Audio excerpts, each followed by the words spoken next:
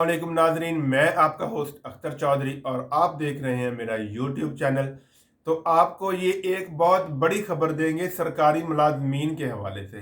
तो जनाब, सरकारी मुलाजमीन की तनख्वाहों में इजाफा हो चुका है 35% तक। जो वफाकी हुकूमत के सरकारी मुलाजमीन थे उनकी तनख्वाहों में 25% इजाफा हुआ है। 15% जो तनख्वाह में इजाफा हुआ था वो उनकी तनख्वाह में लग चुका है, और जो 10% रहता है वो इंशाल्लाह कुछ अरसे तक 1-2 महीने में वो भी लग जाएगा। तो सर, वफाकी मुलाजमीन तो इस वक्त बहुत खुशी के आलम है, क्योंकि उनको एक जो रिलीफ था वो मिल चुका है और दूसरा रिलीफ उनको अगले महीने मिलने जा रहा है। तो दूसरे नंबर पे जो सिविल मुलाजमीन थे, पंजाब हुकूमत के मुलाजमीन थे, उनकी तनख्वाहों में जनाब इजाफा हो गया है 35%।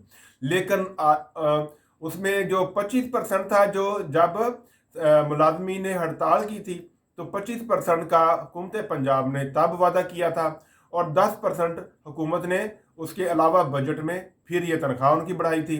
लेकिन आपको ये भी बताते चलें कि जो पंजाब हुकूमत के मुलाजमीन हैं उनकी तनख्वाहों में ताहाल इजाफा होकर उनको तनख्वाह नहीं मिल सकी है। अब तक के मुताबिक, अब तक की जो इतलात है उसके मुताबिक ये सिर्फ दावे के दावे ही साबित हुए हैं। अल्लाह करे कि उनके ये मामला जल्दी हल हो जाएं और उनको 35% जो रिलीफ है, तनख्वाह में इजाफा है, वो उनको मिले। आपका बहुत शुक्रिया।